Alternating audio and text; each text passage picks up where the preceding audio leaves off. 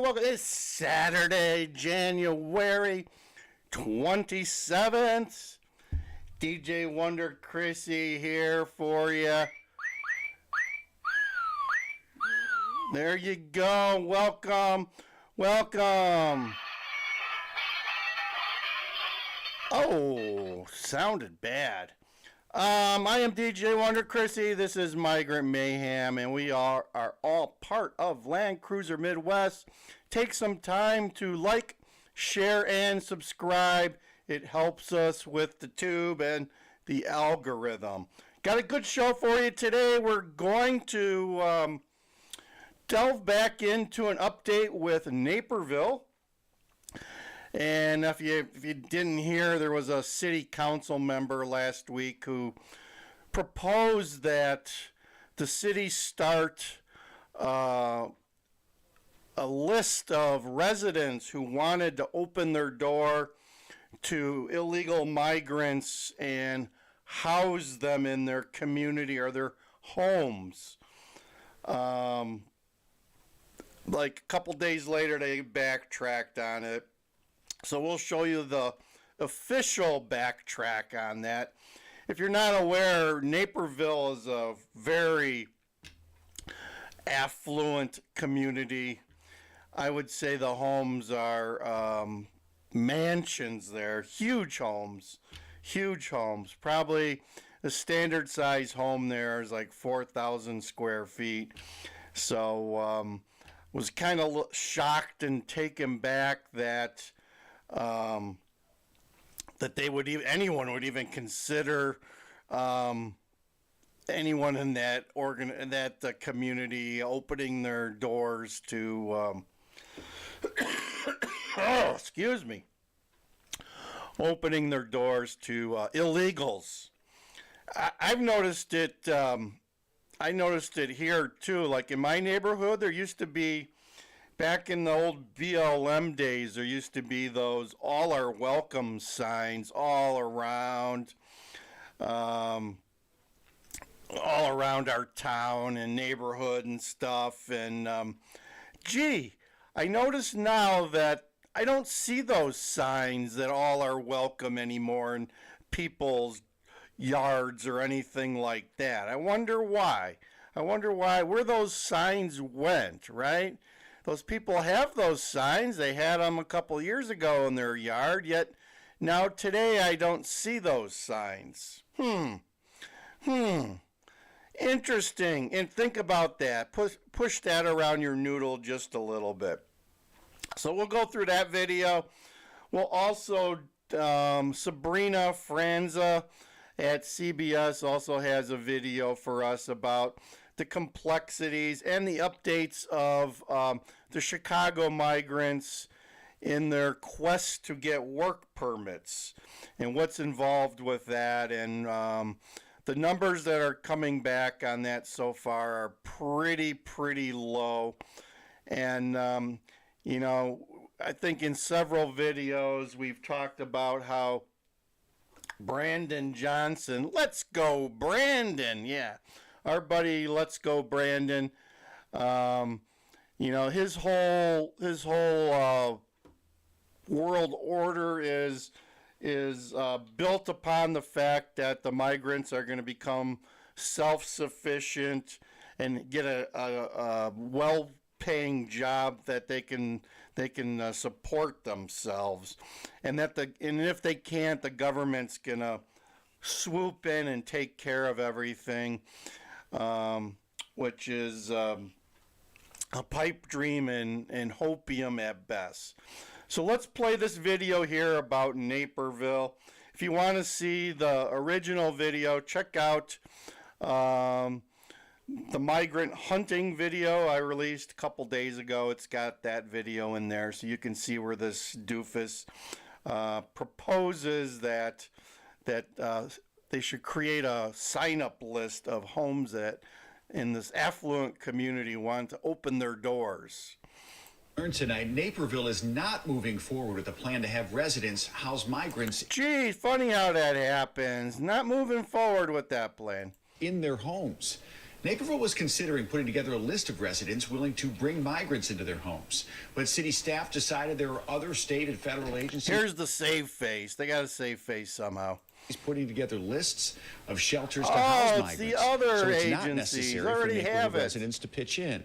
This decision comes just 1 week from Chicago's deadline when migrants will start getting evicted from shelters. And late tonight, the city told us it's continuously looking at that 60-day shelter stay policy, but no changes in the eviction date have been announced. Watch breaking. So go ahead and comment down below if you have any friends, family that are opening their doors to migrants. I suspect that that comment list will be very short. I really don't know anybody stupid enough to open their home to unvetted migrants who are illegal. I was just watching a video on Fox and Friends today, and they covered how a lot of people don't realize that the United States is supporting the United Nations, and the United Nations is supporting all these migrants coming up from Central America. They're giving them money. They're giving them support along the way. And that is all financed by the United States, which is supporting the United Nations. So United Nations is giving these migrants money when they need it to get to the border and help them pay for their entry into the United States, which is going to the cartels.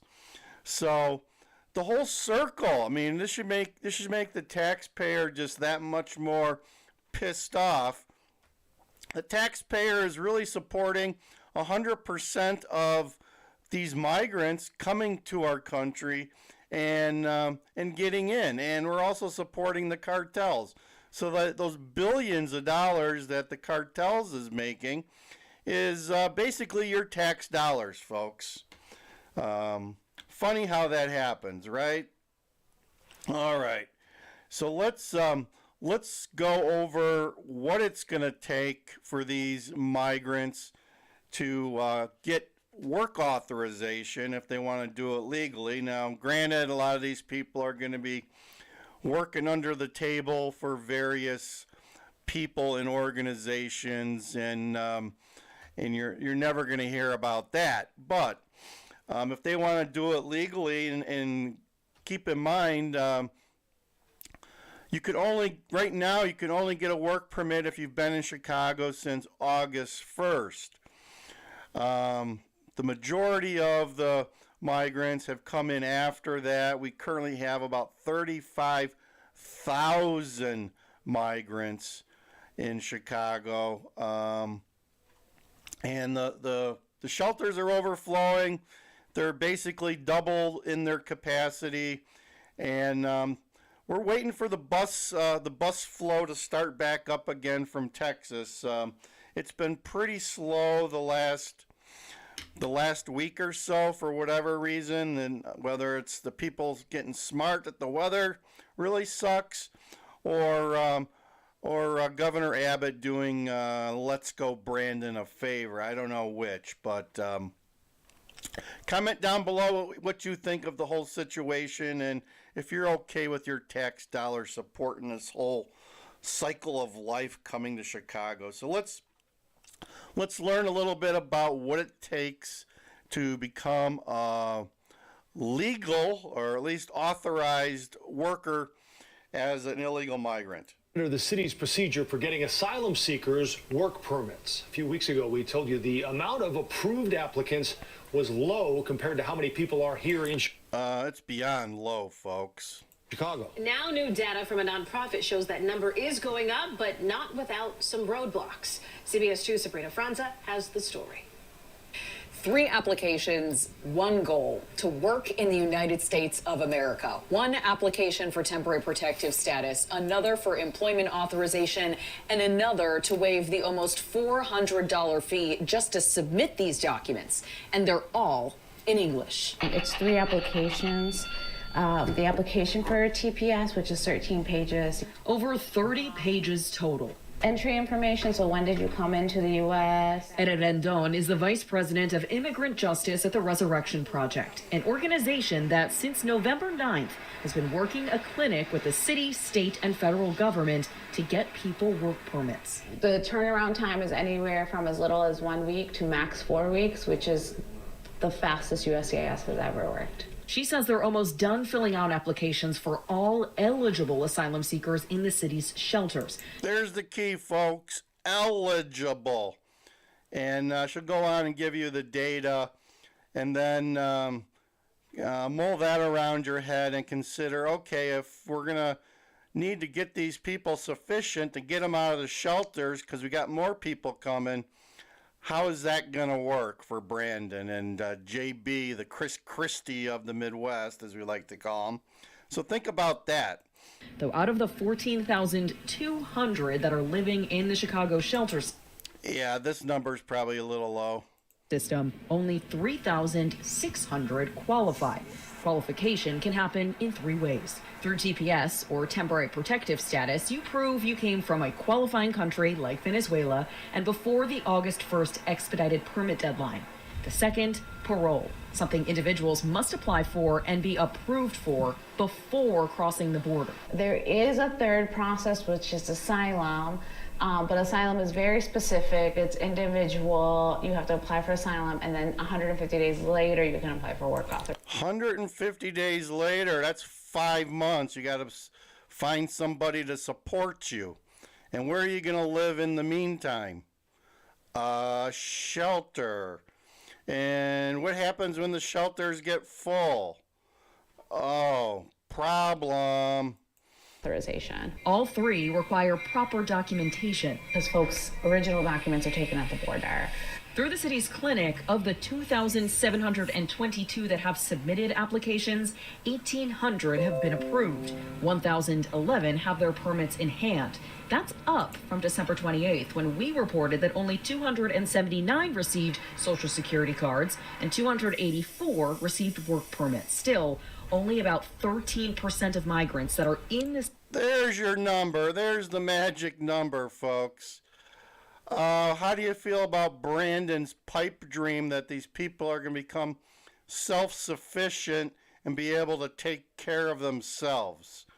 Noodle that around your head a little bit.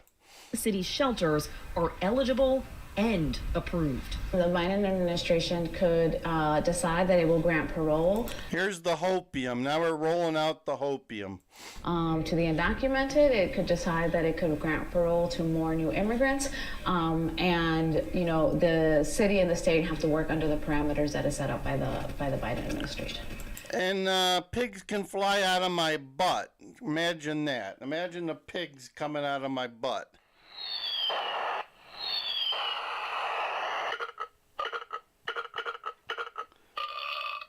And here's something for Sabrina.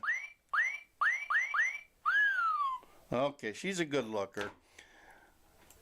The Resurrection Project plans to help others outside of city shelter next, and they're looking for volunteers, especially bilingual volunteers, to help that mission continue. In the newsroom, Sabrina Franza, CBS 2 News. There you go, folks. There you go. There is the reality of what's going on and what's going to happen in Chicago. I mean, if you're just joining us, the finances of Chicago have long been, and Illinois too, have long been pretty dire, pretty bad. You know, we're running out of money. They've been running out of money. I just saw a report yesterday where, going back to, I did a video about how the Italians were going to save us in a joking manner. If you can find that video from last week. That could come to be true because the owners of Bueno Beef, which is a big Chicago Italian beef stand or chain in Chicago,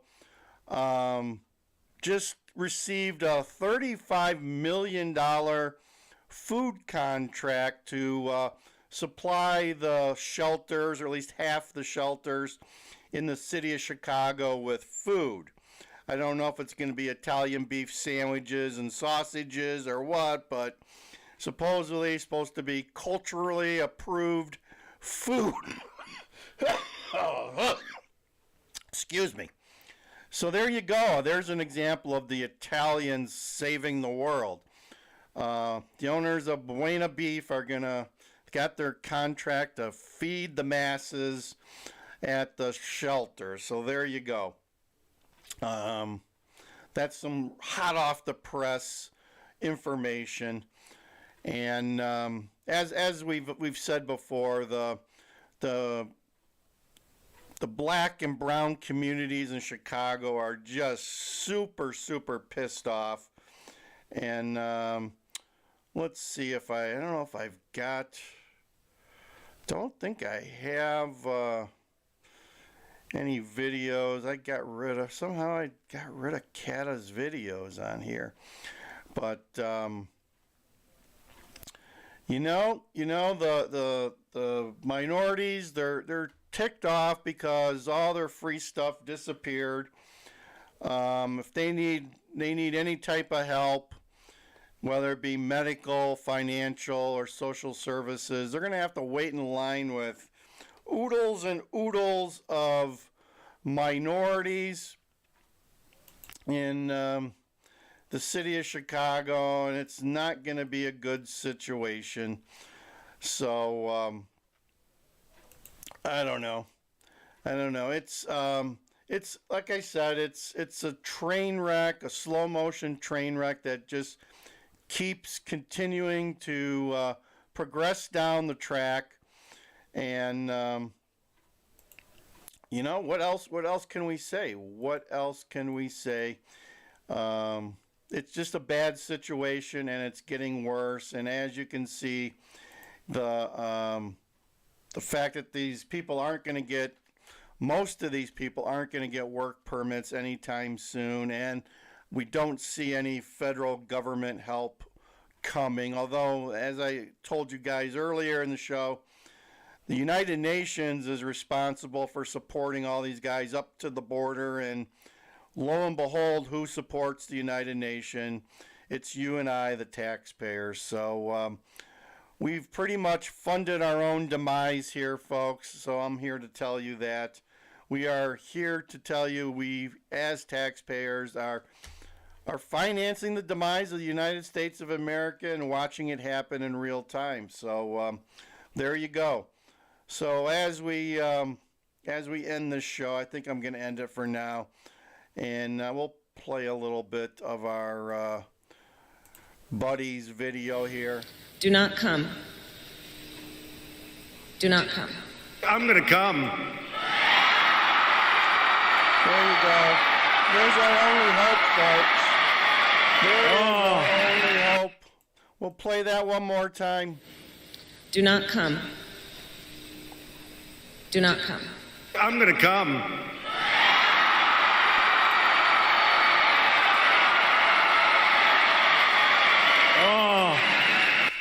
We can only hope that we can cheer like that again real soon. I am DJ Wonder Chrissy. This is Migrant Mayhem. This is Land Cruiser Midwest. Like, share, and subscribe, folks. Please comment down below. We love to hear from you guys. A lot of people are on the same page when it comes to this topic, this problem, this crisis. And as we always end our shows, God bless America and God bless Donald Trump, folks. Over and out. DJ Wonder Chrissy.